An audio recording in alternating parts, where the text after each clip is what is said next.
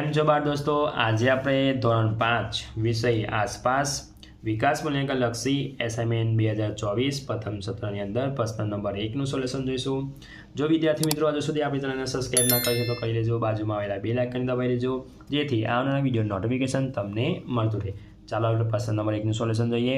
વિકલ્પ છે chapter number 1માંથી પહેલો વિકલ્પ ગુજરાતમાં પક્ષીઓ માટેનું અભયારણ્ય કયું છે? તો જવાબ હશે બી નળ સરોવર. બીજો કયા પ્રાણીની સૂંઘવાની આવડતનો ઉપયોગ ગુનેગારને શોધવા માટે થાય છે? તો જવાબ હશે અહીંયા ડી કૂતરો. ચેપ્ટર નંબર 2 પહેલું છે સાપનો પ્રિય ખોરાક કયો છે? તો જવાબ હશે ઉંદર. બીજું સર્કસમાં નીચેનામાંથી કયા પ્રાણીને પાંજરામાં રાખવામાં આવે છે? તો જવાબ હશે અહીંયા ડી વાઘને.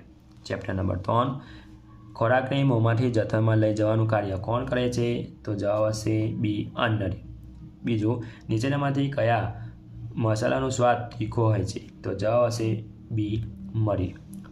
ચેપ્ટર નંબર 4 પાપડ બનાવવા માટે કયા કઠોળનો ઉપયોગ કરવામાં આવે છે? તો જવાબ હશે એ અડદ.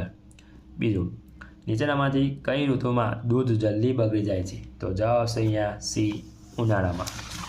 હવે ચેપ્ટર નંબર 5માંથી પહેલો વિકલ્પ કોના બીજનો ફેલાવો પાણી દ્વારા થાય છે? તો જવાબ હશે અહીંયા સી નાળિયેરી.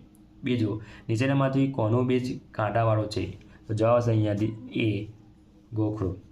ચેપ્ટર નંબર 6 પહેલું નીચેનામાંથી કયા પાત્રમાં સૌથી વધારે પાણી સમાય છે? તો જવાબ હશે અહીંયા ડોલ. બીજું અમદાવાદની નજીક આવેલી મોટી વાવ કઈ છે? તો જવાબ હશે અહીંયા સી અડાજણની વાવ. ચેપ્ટર નંબર 7 નીચેના પૈકી કયું પ્રવાહી પાણીમાં મિશ્રિત થઈ જાય છે? તો જવાબ હશે અહીંયા એ દૂધ. બીજું નીચેનામાંથી કયો પદાર્થ પાણી પર તરે છે? તો જવાબ હશે અહીંયા ડી બરફ તરે છે. ચેપ્ટર નંબર 8 નીચેનામાં પૈકી કયો રોગ મચ્છરને દ્વારા ફેલાતો રોગ નથી? તો જવાબ હશે અહીંયા એ પાંડુ રોગ. બીજું મચ્છરના બચ્ચાને શું કહેવામાં આવે છે?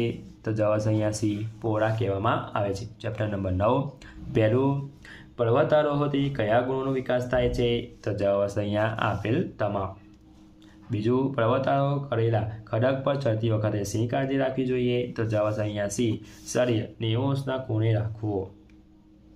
ચેપ્ટર નંબર 10 પહેલું તમે સૂર્ય સામે મોં રાખી ઊભા છો તો તમારા ડાબા હાથે કઈ દિશા આવે છે? તો જવાબ હશે અહીંયા ડી ઉત્તર.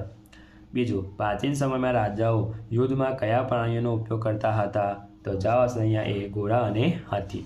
ચેપ્ટર નંબર 11 પહેલી પૃથ્વીના નકશામાં દેશોને અલગ બતાવવા શું હોય છે? તો જવાબ હશે અહીંયા ડી સરહદ. બીજું પૃથ્વી પરના કયા બળના કારણે પૃથ્વીને સપાટી પરથી ઉપર ફેંકેલો દડો હંમેશા નીચે જ આવે છે? બી ગુરુત્વાકર્ષણ બળના કારણે. હવે પ્રશ્ન નંબર 1બ ખાલી જગ્યા જોઈ લઈએ. ચેપ્ટર નંબર 1માંથી ગુજરાતમાં ગીર રાષ્ટ્રીય ઉદ્યાન ખાલી જગ્યા માટેનું આવાસ સ્થાન છે? તો જવાબ હશે અહીંયા સી. બીજું ખાલી જગ્યા પક્ષી અંધારામાં પણ જોઈ શકાય છે? તો ગુવર. ચેપ્ટર નંબર 2 મદારી લોકો જંગલમાંથી એકઠા કરેલા છોડમાંથી ખાલી જગ્યા બનાવતા હતા? તો ઔષધિ. બીજું મદારીનું બીમ સૂકવેલી ખાલી જગ્યામાંથી બનાવવામાં આવે છે? તો દૂધી. ચેપ્ટર નંબર 3 શાક સ્વાદે મોરું બન્યું એ માટે ખાલી જગ્યા નાખવાનું રહી ગયું હતું? તો મીઠું. બીજી ખાલી જગ્યા જઠરમાંથી ખોરાક ખાલી જગ્યામાં જાય છે? તો જવાબ હશે નાના આંતરડામાં જાય છે. ચેપ્ટર નંબર 4 ઉનાળાની ઋતુ પૂરી થાય ખાલી જગ્યાનો રસ ખાવાની મજા પડે છે? તો કેરીનો રસ. બીજું ગોળ અને ખાંડ સાથે ખાલી જગ્યા ભેળવી કેરીના પાપડ બનાવવામાં આવે છે? કેરીનો માવો. ચેપ્ટર નંબર 5 ખાલી જગ્યામાંથી અંકુર પામીને છોડ ઉગે છે? તો બીજ. બીજું ડૉક્ટર બીમાર વ્યક્તિને ફણગાવેલા ખાલી જગ્યા ખાવાની સલાહ આપે છે? કઠોળ કે પછી મગ. ચેપ્ટર નંબર 6 પહેલું પાણી એ ખાલી જગ્યા સંપત્તિ છે? તો જવાબ હશે કુદરતી સંપત્તિ છે. બીજું એક પ્રવેશદ્વારવાળી વાવને ખાલી જગ્યા વાવ કહે છે? તો જવાબ હશે નંદા. ચેપ્ટર નંબર 7 ચોક રેતી અને ખાંડ પૈકી ખાલી જગ્યા પાણીમાં ઓગળી જાય છે? તો જવાબ હશે ખાંડ ઓગળી જાય છે.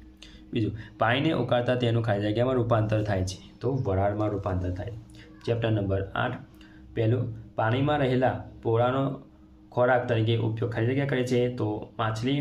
બીજું ઠંડી અને ધ્રુજારી સાથેનો તાવ એ ખાલી જગ્યા રોગનું લક્ષણ છે? તો મલેરિયા.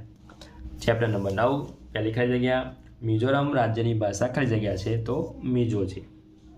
બીજી ખાલી જગ્યા માઉન્ટ એવરેસ્ટના શિખર પર ચડનાર પ્રથમ ભારતીય મહિલા ખાલી જગ્યા હતા બચેન્દ્રી પાલ.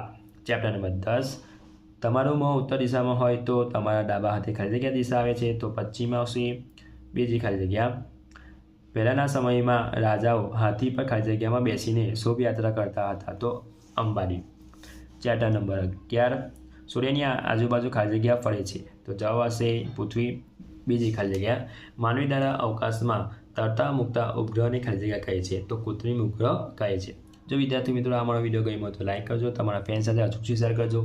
હજુ સુધી આપણી ચેનલને સબસ્ક્રાઈબ ના કરીએ તો કરી લેજો, બાજુમાં આવેલા બેલ આઇકન દબાવી દેજો જેથી આવનારા વિડીયો નોટિફિકેશન તમને મળતું રહે. Thank you.